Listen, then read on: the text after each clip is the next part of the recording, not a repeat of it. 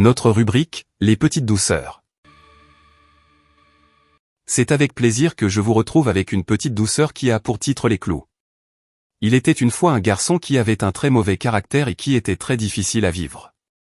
Un jour, son père lui donna un sachet de clous et lui dit d'en planter un dans la barrière du jardin chaque fois qu'il perdrait patience ou se disputerait avec quelqu'un. Le premier jour, il en planta 37 dans la barrière. Les semaines suivantes, il apprit à se contrôler et le nombre de clous plantés dans la barrière diminua jour après jour.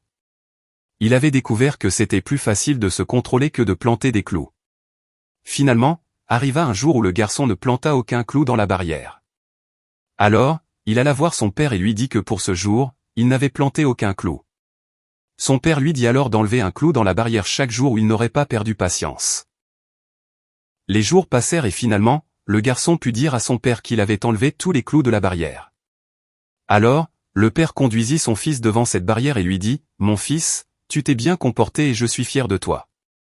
Mais regarde tous les trous qu'il y a dans la barrière. Elle ne sera jamais comme avant.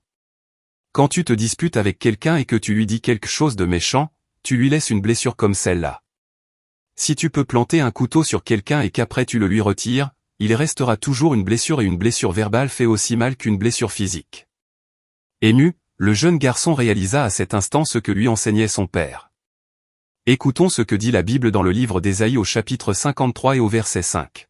« Mais il était blessé pour nos péchés, brisé pour nos iniquités.